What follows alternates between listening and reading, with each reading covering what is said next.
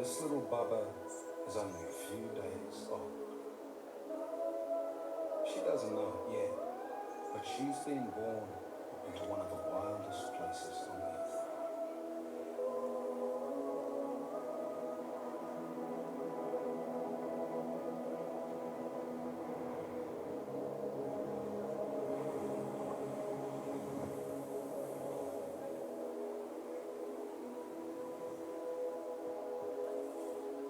For now, she's stuck in this nest, and she's very hungry.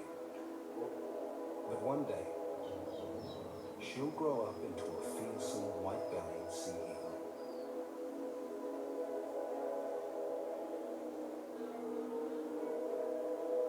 And she'll soar over an ancient land full of incredible stories.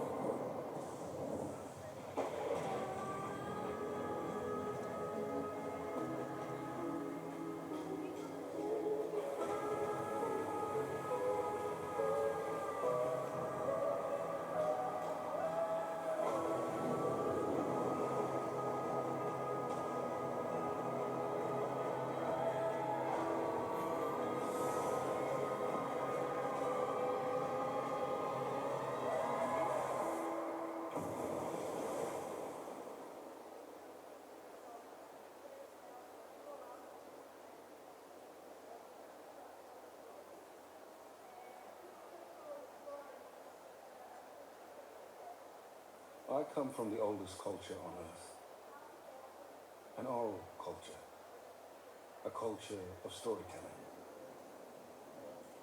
And this is a story about the landscape we call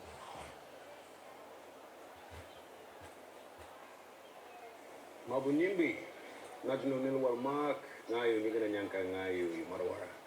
My name is Mark. I'm a Nigana musician, actor, and storyteller. And I grew up on my mother's country in the north of Western Australia, a place called the Kimberleys. It's a nation-sized tropical wilderness spanning over 400,000 square kilometers. A land defined by its extremes. A wild climate, harsh terrain, and remarkable biodiversity. And these unique conditions have created a hotspot full of species found nowhere else on Earth.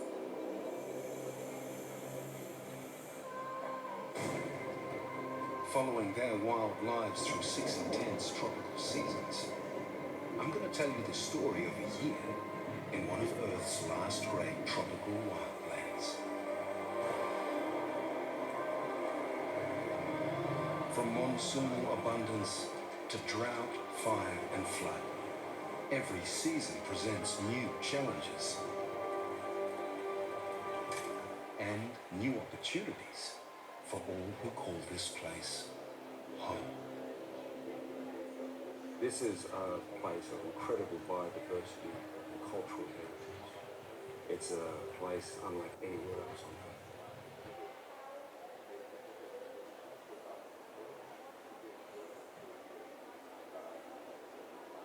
Our country has many moods, and life here is driven by cycles of extreme change. Many First Nations peoples of the Kimberley chart the course of a year in 6 distinct seasons, each defined by what we observe in the natural world.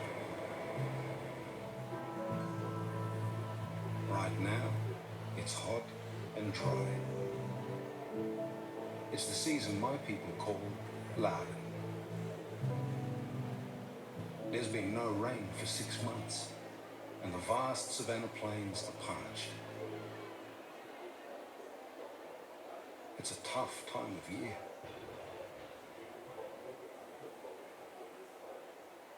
And for many, the most precious resource of all is what we call willa, water.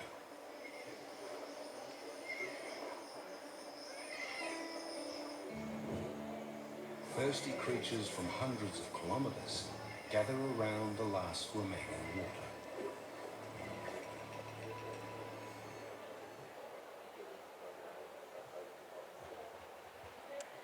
Welcome to our story of the West Kimberley Climate Adaptation Project.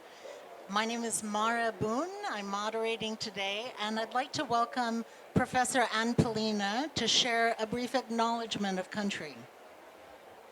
Thank you all for coming here today. I want to acknowledge the country because we have to have permission to speak on country with country.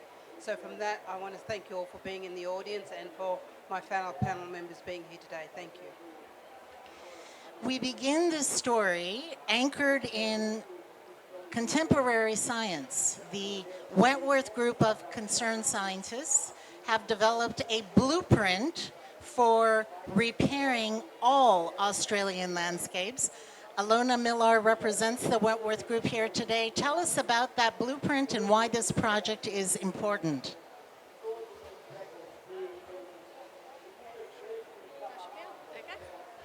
Thank you very much, Mara. It's a pleasure to be here.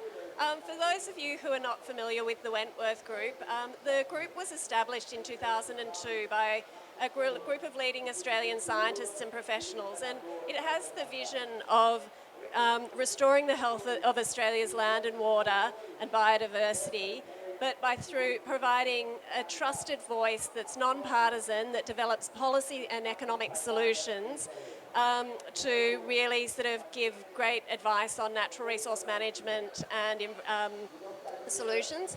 So since its inception, the Wentworth Group has delivered a number of blueprints setting out pathways to achieve the restoration of Australia's land, waterways and biodiversity.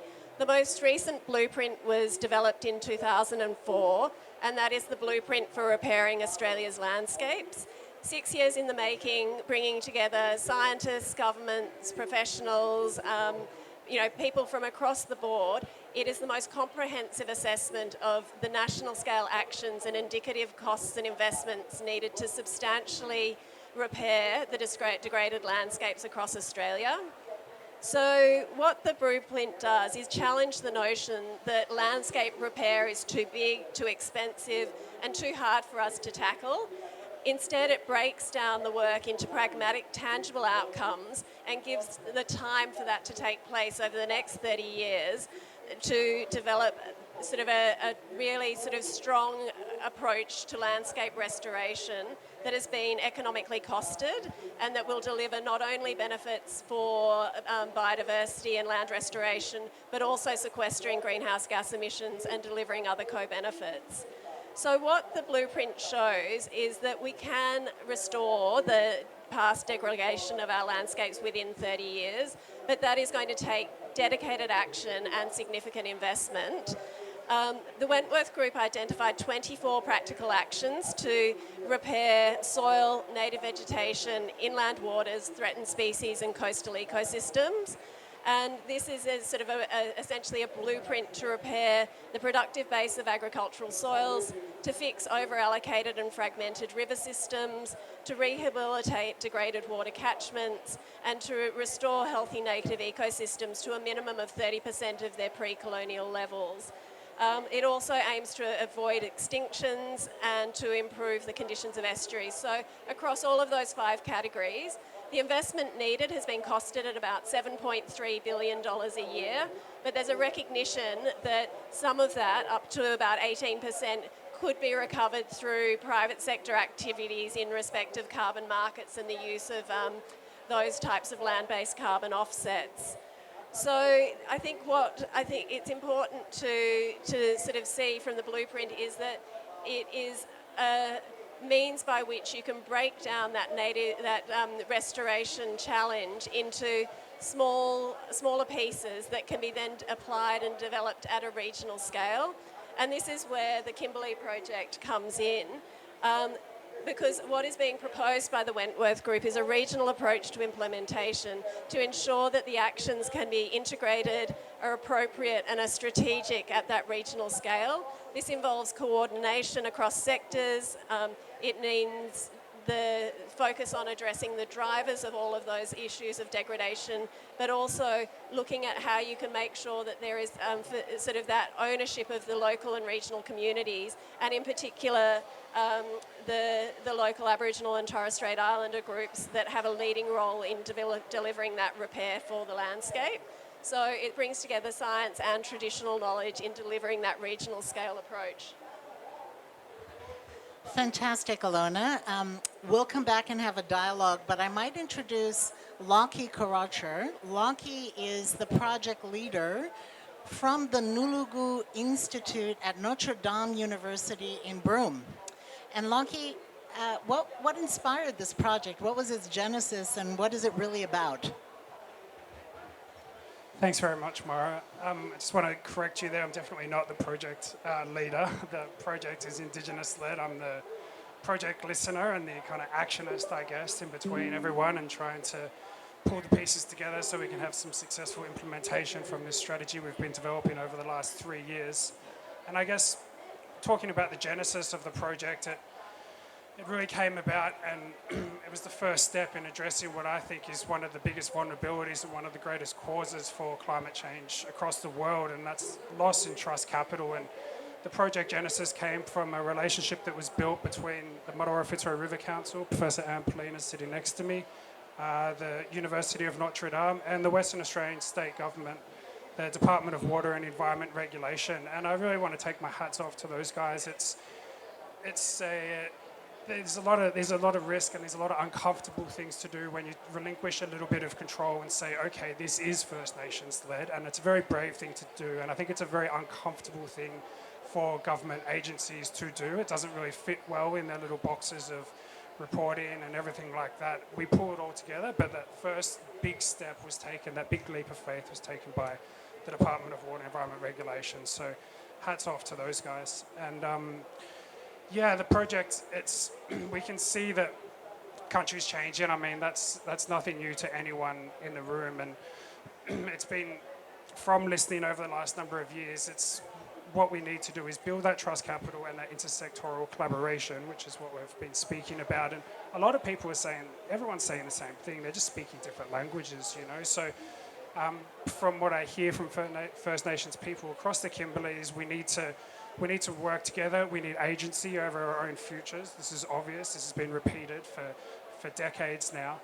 And the other, sitting in the room with other sectors, with the pastoral industry, Department of Primary, DPIRB, Department of Primary Industry, they're saying the same things. They want productive landscapes. So this project's now coming to the implementation phase, and as the strategy is being developed, is looking at where are the synergies between all of those different elements? How are we speaking the same? We're using different words, but we're all speaking the same language. We still want the same outcomes, which having the opportunity to work with the Wentworth Group is really incredible, and being able to address that. So what's it going to cost? What are the government agencies involved? Where is the funding going to come from, whether it's philanthropic or private investment? How do we break it down? Everyone wants to look after country. Country will look after us. From the different industries, they're saying the same thing. We want productive landscapes. We're seeing degradation. We want answers. People are very time poor across the world, and the involvement of the Wentworth Group is just instrumental to be able to deliver some of those real-life action points, saying this is what it will cost, this is how we pull it together. So, yeah, that's it from me.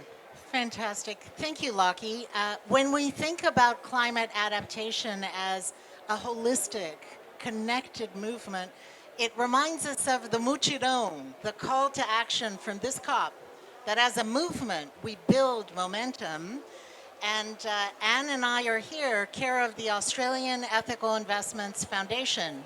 And the foundation has played a catalytic role in connecting up the Wentworth Group with this tremendous adaptation project. And we had a really exciting initiative cross our radar as investors. And I'd like to introduce Evan Leslie. Evan has a corporate background from Lendlease and BlackRock. and he is shifting his capability towards the purpose of scalable, replicable, Indigenous owned, renewable energy. And Evan, please share how the work that you're doing with the New South Wales Aboriginal Land Council might be replicated in this amazing landscape. Thank you, Mara, and thank you everyone for the opportunity. So my story actually starts with a housing project. About 10 years ago, I was at Lend-Lease and approached by the New South Wales Aboriginal Land Council. They wanted to put 300 social houses on their land. They're the second largest landowner in New South Wales after the government, but what we found is that that land is not entirely suitable for housing because there are no roads and there are no pipes. But it just so happens that there are large power lines and a large proximity to substations and the like. So hence the journey to renewable power.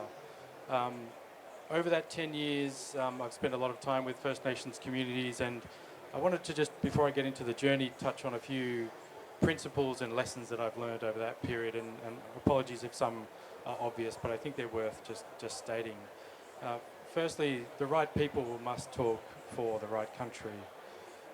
Secondly, healing country heals people, healing people heals culture. Thirdly, you work where you live, or if you read the government statistics, 70% of people actually live in the labour market where they were born. So if you consider that from a remote and regional perspective, if there is disadvantage experienced by parents, then it's likely that those children's the children of those parents will also experience disadvantage, or at least 70% of them, unless we can break those local cycles. Thirdly, genuine economic sovereignty must be community-led, must have community-led decisions, and long-term prosperity opportunities to break dependence. Fifthly, housing is the heart of all change, and stable housing is incredibly important. And then lastly, the fact that the New South Wales Land Council, their land is really only useful for, from an economic development perspective, other than nature regeneration is renewable power, leads us to the opportunity. So we have a pipeline of projects across New South Wales, potentially up to 1 gigawatt. We are in the middle of creating, I think, Australia's first 100% owned First Nations renewable power generator and storage company, 100% owned by First Nations people, where 100% of those benefits flow back to community, hopefully for projects like housing that the community can own. First Nations projects likely to be located further away from your typical utility scale generators, and so therefore have a higher capital cost. That higher capital cost leads to a little bit of a missing money gap. These projects are more expensive to deliver, or therefore lower returning when it comes to your standard investment returns. So how do we solve that missing money gap? We've rethought or reimagined or reframed the 25-year success of the renewable energy target, or the REC scheme. Most people know it as the Green Certificate, and reimagine that as a concept called the First Nations Certificate of Origin. So imagine a generator owned by First Nations people that is therefore eligible to create what we call First Nations Certificates of Origin. We hope to create these certificates with the help of the government, create a demand market via Indigenous procurement policies where corporates who have targets under their government contracts may want to buy First Nations renewable power and hopefully pay a premium for that. We've certainly had a lot of inbound interest from the likes of large-scale data centre operators. So it's that certificate, it's that mechanism that we think, if it could become policy, could scale across Australia, leading to projects not only on-grid, but also potentially off-grid projects in the Torres Strait, achieving a bankable rate of return that unlocks the debt and the equity so that these projects can be delivered at scale across Australia. So we will come back to explore these things, but just to repeat, Australia's first climate adaptation pilot that brings to life the best contemporary science that we have in Australia, grounded by Indigenous-led trust and knowledge, with a pioneering market mechanism that enables tradable certificates representing genuine ownership and benefit to First Nations. None of this actually is possible without grounded, true, community-led leadership. And it is my great honor to now introduce Professor Anne Polina. For those who know Anne, you know the weight of her leadership. For those that watch the beautiful movie on the Kimberley, which is now playing as a documentary on the ABC in Australia, the narrator of that film is actually Anne's son. So not only has she produced great wisdom, she's produced one of our greatest actors. Professor Polina, help us to understand why the vision for this matters. Ngajino nilo walain plena ngayo Martuwarra manen ngai manda jara nyingena ngai nganga on this beautiful land. So in my language I said, hello, I am a woman who belongs to the Martuwarra, the Fitzroy River in the Kimberley. So in terms of property rights, the river owns me. So I am duty bound under our first law to protect that river so that it can not only live but continue to flow. One of the things as Indigenous people is that we come from a holistic worldview, not a world where we cut up everything. Someone dealing with land, someone dealing with water, someone dealing with the environment, someone dealing with our non-human kin. It is a world of we and not me. So it's about the collective good of all of us. I come from the oldest culture in the world, not only the oldest culture, but the oldest scientific and the oldest legal system in the world. So this ancient wisdom that we have in Australia and right across the planet, where people are saying it is Indigenous people who are holding the last bastions of biodiversity, but we are doing that under duress. And so today is a conversation of a coalition of hope, a coalition where we believe we can have a climate chance. But it is going to rely on collective wisdom, particularly the Indigenous wisdom from the bottom up.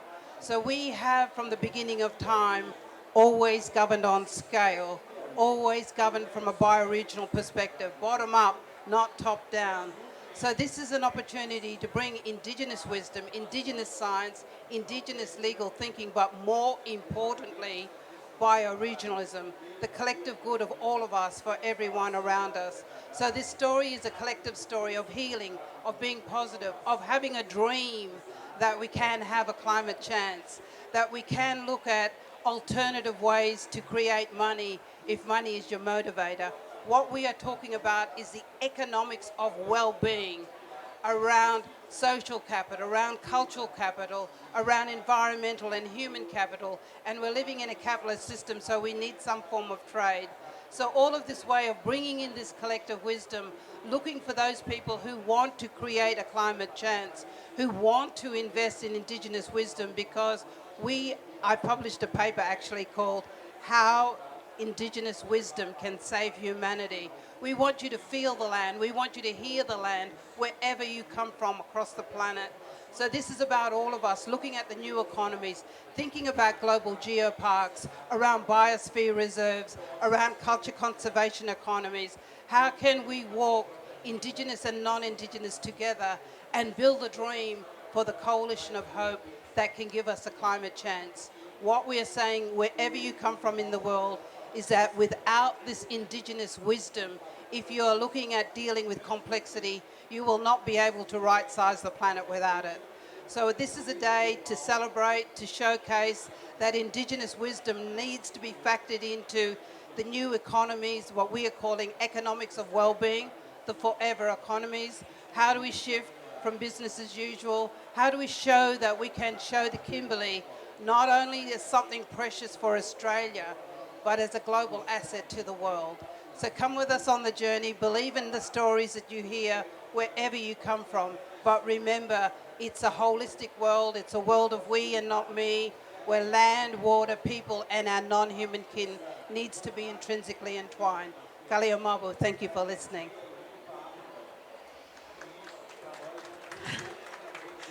So, inspired as we are of this tremendous wisdom, leadership, listening, let me acknowledge the wonderful presence of the Australian ambassador to Brazil, Sophie Davies, in our audience. The ambassador has been hugely supportive of the Australia-Brazil Chamber of Commerce. Professor Paulina and I are here with the ABCC delegation. We have the CEO and treasurer also in the audience. Thank you for joining us.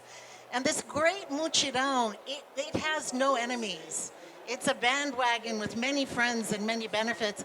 It also is complex. Alona, I might ask you to briefly comment on how is it that we can unlock capital, not only from carbon markets, but nature positive, the tremendous biodiversity values that we've seen. How can we blend these values so that, you know, we have the best of that capital model without having, you know, all of the encumbrance?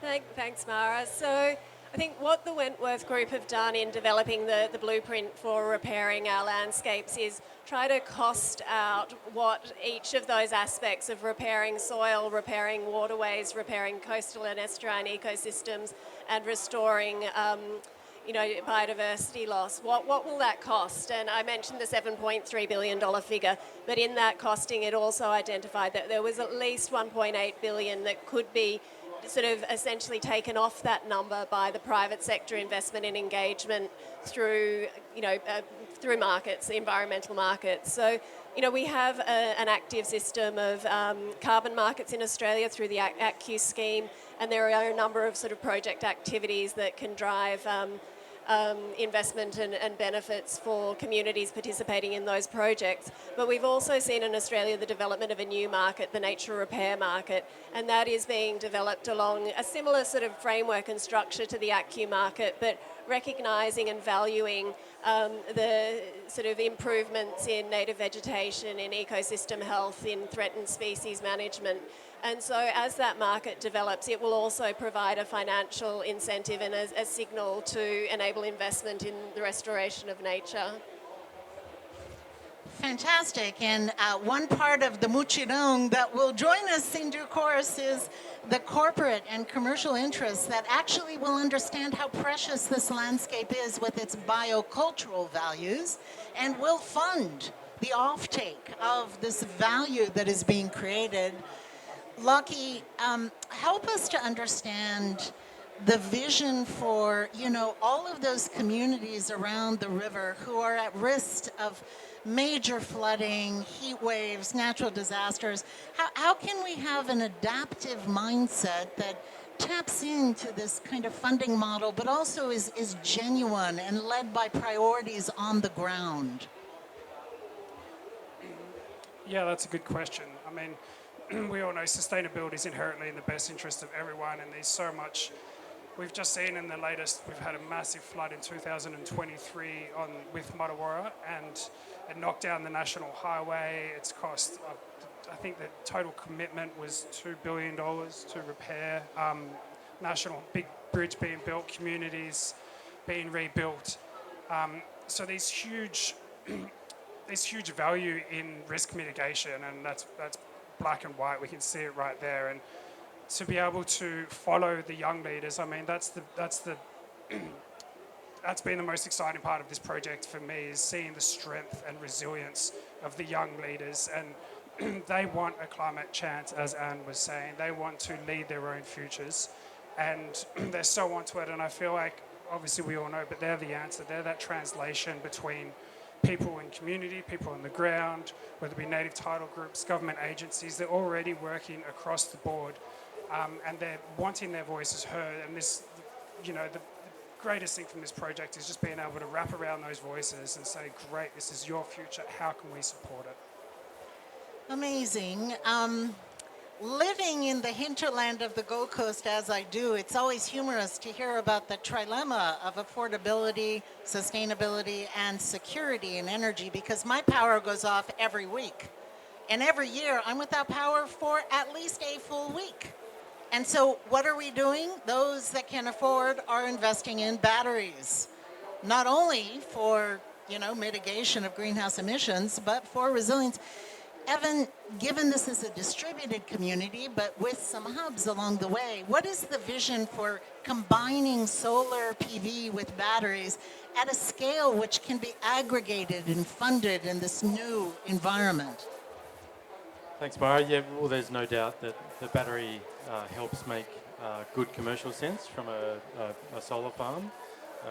You're generating solar your energy during the middle of the day, you're storing it and then pushing it into the grid at times when people come home, when the demand goes up. So there is an economic driver to an investment result, and therefore unlocking and accessing capital to fund the batteries, fund the rollout of solar. But there's also, I think, a new frontier when it comes to distributed resources working in a network. And now there's a lot of challenges from a regulatory perspective to have solar and batteries interconnected across a grid.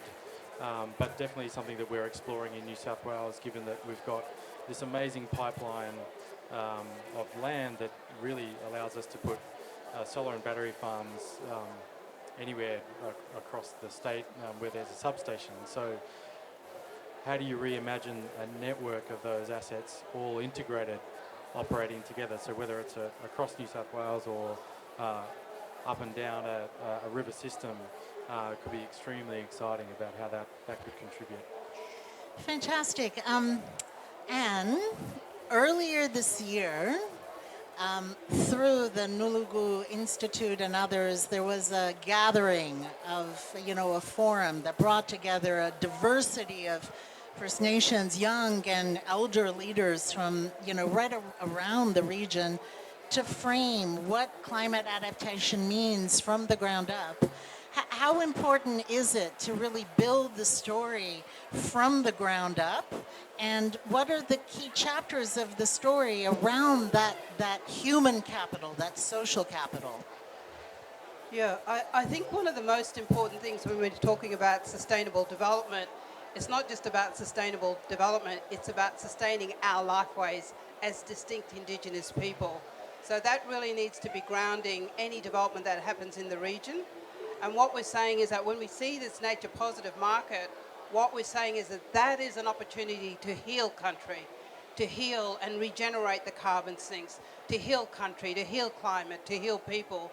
So I think part of this is the equation of really valuing the knowledge that Indigenous people have and what we can bring into this systems thinking, and how we really need to transform our own minds in terms of how do we see development as freedom? How do we see just development on just terms? How do we listen to the ancient wisdom that showcases a place like the Kimberley that belongs to all of us globally? So I think it's really getting in here, listening to the voices of the elders, lifting our young leaders up, wrapping around them, telling them that we love them, that we want them to dream and believe that there is a future, and that collectively we can stand together in terms of what we need to do, when we need to do it. And the Kimberley is one place across the whole nation that is saying we have a story, we need you to be brave, we need you to reach out, we need to show you that what we can do with this investment can transform systems thinking, not just in Australia, but globally. Okay, so we will open for some questions for the audience in about 5 minutes. I know there's questions that can please prepare thyselves for engaging with this extraordinary panel. I just have one last question, actually, to Alona, closing that loop with the others. This idea of blending ancient wisdom that is really grounded in the land with deep contemporary scientific understanding of the land and its systems. In Australia, we uniquely have this opportunity to blend the two because of our heritage, both biodiversity and bioculturally. How do we actually do that? How do we connect those systems in a way that really is transformative? I'm really pleased you asked about that because that is absolutely the objective of the West Kimberley project in terms of trying to demonstrate how applying the action items and principles in the blueprint can actually deliver that regional repair. And what I think is really important is the starting point is bringing together the traditional owners, all of the people across all of the generations with the scientists to look at where are those areas where you have degradation and need repair within the Kimberley landscape at a regional scale. Look at how you can apply the actions that have been identified, but in a way that is appropriate for the landscape and culturally appropriate as well, and draws on that knowledge of what it takes to restore country. So I think it's absolutely through the blueprint that we're going to be able to demonstrate through this pilot that you can combine that Western science with traditional knowledge and traditional science to deliver a solution for repair. And then ultimately what we'll need to do as the pilot progresses is cost that and then find that pathway to investment. Okay, nearly there for questions. We have in the audience leaders from the sustainable finance industry, and I just, Lockie, wanted to reflect with you. You know, when you go on this vision that you know will take decades, that has benefit to a community which is in that zone where the predictions on warming become very, very risky, right? We need to get this right for the survival of this ancient culture. And we all know what it's like to depend on the grant from the government, the grant from the nonprofit, the acquittal of the grant. It's an endless. So in order to develop recurring funding, it is necessary for us to tap into not only environmental markets, carbon, nature positive, water perhaps. We also must tap into the renewable funding that can come through. How do we walk that bridge, that line, where we understand the challenges of working in a commercial world, but the risks of being pure and running out of money? That's a very good question, Mara. Yeah, I mean, we have to look at new ways of doing things, and we have to find those synergies wherever possible and find ways to all work together, because I've got the controversial opinion that I think climate change is a good thing, and I know I'm probably in the wrong crowd to be saying that, but there's nothing like a good crisis to bring people together and to find new ways of doing things, and that is exactly what we need to do. And the global markets, people of different sectors everywhere, hopefully here at COP, has a strong appetite to do things differently. So it's the start of a conversation, and the future's exciting. Okay, I know that we have a question here in the front row, so I don't know. Yes, if we can pass that. Thank you so much. Okay. Thank you. Thank you very much, everyone. Really great conversation, and really stoked to hear your lens there. Yeah, it's really exciting. I feel very hopeful. My question kind of goes back to, I wrote some notes, was, Lockie, you brought up risk mitigation, but we're sort of talking about adaptation, and you can't have one without the other. And I think my question kind of goes to you at the Wentworth Group is actually, you shared about the cost to restore it, but the cost of the damage is so severe. And so about mitigation, does your blueprint take into consideration the trajectory of fossil fuel expansion that is happening in the state? Because I guess it's one thing to have these solutions and have these conversations, and restore the damage that's already been done, but that we still see government approving fossil fuel projects. And I guess this blueprint, is it in line with other frameworks like 30 by 30?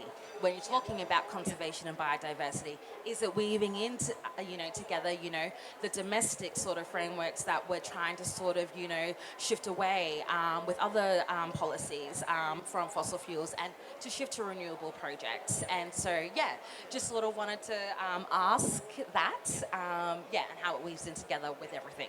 Okay, so absolutely, the driving sort of thinking about why we did the blueprint in the first place was that we have these goals that we're looking to address in terms of net zero by 2050, becoming nature positive and protecting and restoring 30% of our land and water areas by 2030, and delivering more sustainable and productive and resilient food systems, as well as closing the gap.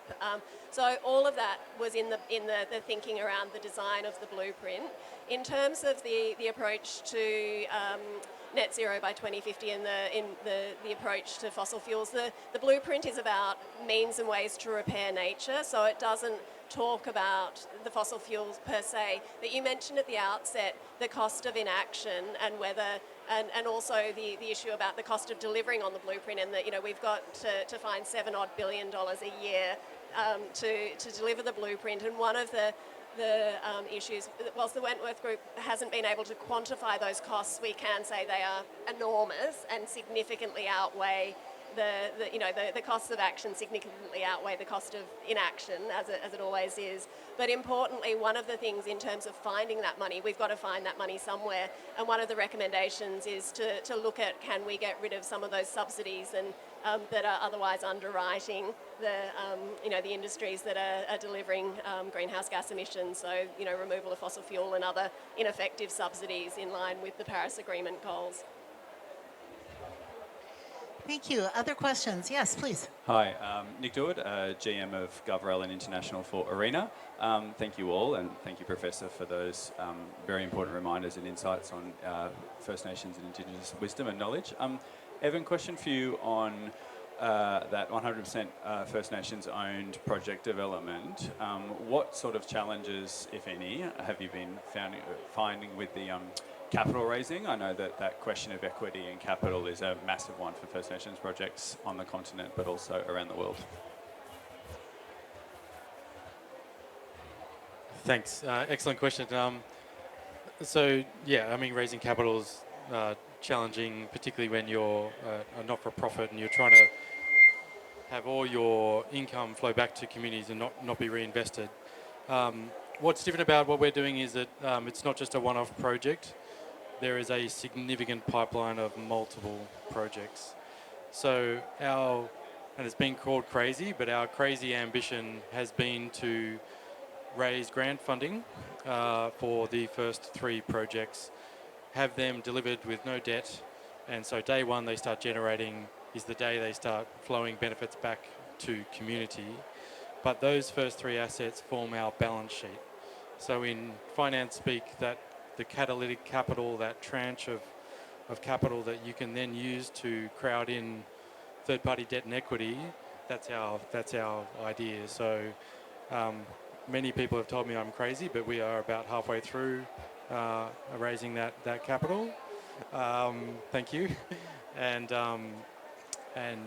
yeah, it's really creating a space where there is no debt in these first projects too, so that for the first time a 100% owned First Nations organisation can prove to the world that, hey, we can develop assets, we can connect to the grid, we can do all the things necessary to start pushing power.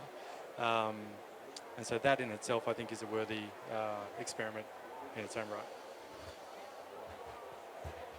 Fantastic. And that idea of blended finance to de-risk and capitalize early stage innovation is built into this pilot. So towards the end, we'll announce the early $500,000 commitment from a pool of philanthropies led by Australian Ethical through the Australian Environmental Grantmakers Network, which has really come in to back this project and the Wentworth Group.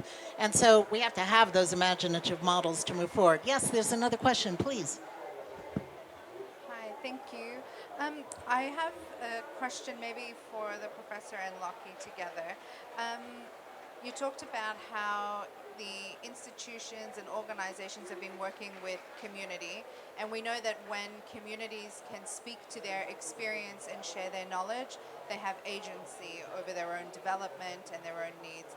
I'm interested to hear about the qualities or the values or this conceptual framework that you might have or that you've seen that characterizes this relationship between institutions and communities, because I think that's something that our country can really benefit from. So I think it might be a really great example if you have any experience.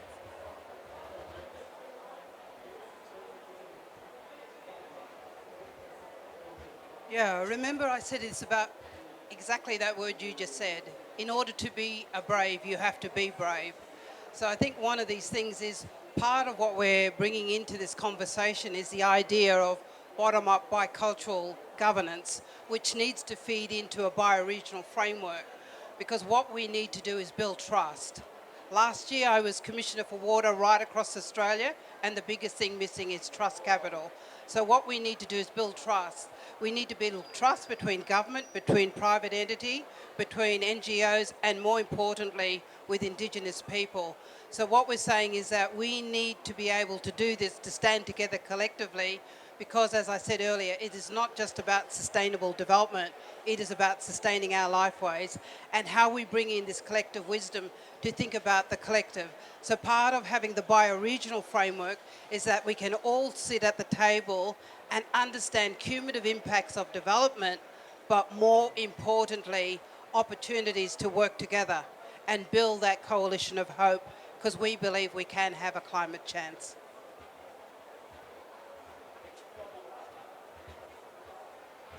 Okay, I think we have two questions, please.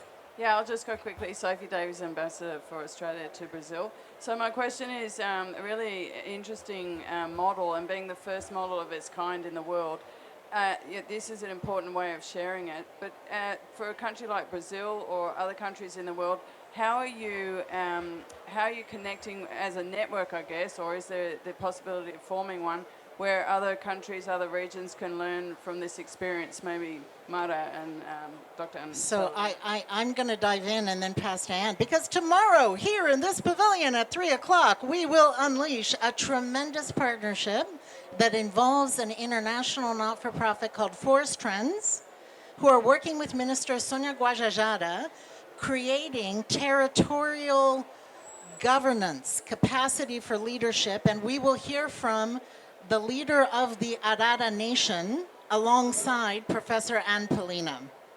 An important moment for this partnership. Anne, would you like to comment?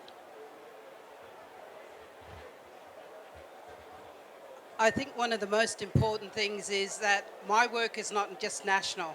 My work is global. So yesterday we had an amazing opportunity to go and speak with Indigenous people right across the world who are working on rights of nature. We say rights of nature, but for us, we are nature. So the conversation we are having here is shared. I publish extensively. So this work is getting out global. So we must share it, because as I said when I started, the world is recognizing that it is Indigenous people across the planet who are holding the last bastions of biodiversity. So part of this is the understanding that we need to be organized, we need to be united, we need to bring this collective wisdom into framing the way the new economies are going. So we share the information that we're talking about. We want this to be a lead project. We want to show that with trust, we can build a relationship, we can have reciprocity, and we can show how we can walk together, not just Indigenous versus non-Indigenous, but as human beings, believing that we have an opportunity to show how we can collectively ensure that Mother Earth and humanity can survive. And I really want to make the point, without this Indigenous wisdom globally, we will not be able to right-size the planet.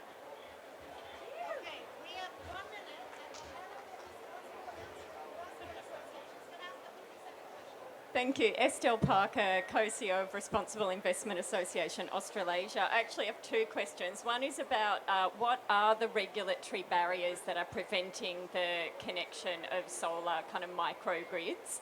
And then the second one is around the integration of First Nations and Western science, and what are some practical examples where that's worked, and what are some of the challenges? So to connect into the grid is at least a year-long process, up to 3 years for your large-scale utility. It's the modelling, it's the technical detail, and the legal arrangements that need to be put into place to give you the permission to connect. I mean, I think Paulina probably has better examples than I have, but one good example is the use of traditional fire management practices with savanna burning. That's a wonderful example of how that First Nations practice is delivering, caring for country and also emission reductions.